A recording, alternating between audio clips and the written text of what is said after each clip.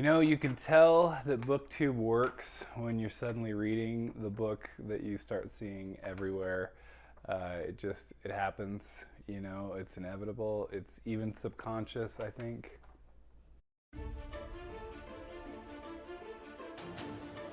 Hello and welcome back to Shelf Centered. Thank you so much for stopping by. I just wanted to do a quick spoiler-free review for Empire of Silence, book 1 in the Sun Eater series by Christopher Rocchio. This is one of those, it's got a cool enough cover that it makes you want to read it anyway. Then you start hearing the comparisons and then you're like, well, I guess I have to read it. And so that's kind of what happened to me. And so I wanted to kind of do this review in a little bit of a different way because I want to compare it. It's going to be essentially a review through comparisons. I know obviously lots of reviews have comparisons in them, but this is like pretty much solely based on comparison.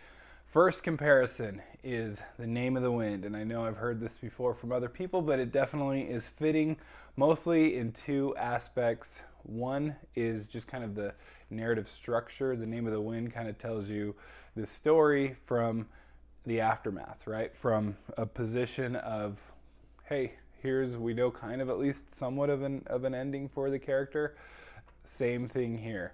So we at least are given somewhat of an idea where Hadrian Marlowe ends up. We know that at least he's safe in some degree. It doesn't mean that he doesn't have a tragedy in his past, but we know at least somewhat that he's telling this story from somewhere and he's alive, and that's about it. The other thing is the prose. The prose is definitely clear even through, I did the audio, I read the audio, and it was well done. And in fact, the narrator, before I forget this, Samuel Raukin, I'd never listened to him before, and I might be mispronouncing his last name, but he did just an impeccable job. So, second comparison right here, Red Rising. Red Rising, I also have heard other people compare it to. This was one that even just natively to me, I know I'd heard that probably even before I read the book, because that's what got me to read the book, was all the reviews on it. But the Red Rising comparison is apt. It's definitely there. If you felt it, I love Red Rising. I love that trilogy, and that's one where you kind of have this space feudal hierarchy kind of situation going on, and definitely, I don't know, and I feel like Hadrian Marlowe kind of felt like, what's his name? Gosh dang it, I'm blanking. But the main character in Red Rising, and so that, you know, you have that kind of close comparison. You just kind of, I don't know, he just kind of felt like the same like attitude, right? Like he's not going to put up with things, even things that are just accepted in society, and he's not accepting it. And so you definitely have that comparison. The next comparison, Dune. All right, Dune, where there's essentially this, you can just feel the kind of the world itself is just kind of this unique, interesting place. There's different planets that, and just because Dune goes to different planets doesn't mean everything's Dune, but there's just this feel of kind of unique worlds. You know, that like even Hadrian Marlowe's first planet is you know, known for mining uranium, so there's definitely kind of the spice kind of a thing where the uranium is like extremely obviously valuable, but also they kind of have this special school for people to do special brainy things. You know, that's exactly how it's described in Dune. But similar to Mentats and Bene Gesserit, you've got kind of this not relying on machines in every aspect of their lives, and they kind of would rather prefer to rely on humans.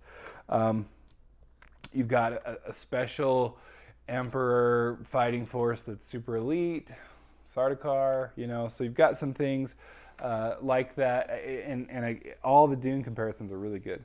And so it definitely, you feel some Dune in there, which is a really good thing for me because I love Dune so much. The last comparison, and this is not just because there is a Gladiator scene in there, but because Hadrian Marlowe, or I guess a Gladiator section, there's a whole section on Gladiator, and that obviously, I mean, that's already shown in just the kind of the covers of the books. If you see the different covers, and I can flash those up, you kind of get that feeling anyway. But not just because the movie Gladiator has gladiators in it, you do see this kind of same kind of like tragic circumstance.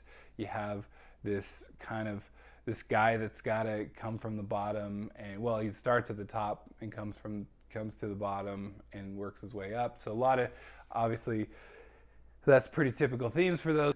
Definitely a Gladiator, the movie, which again is one of my, I love that movie. It's so good.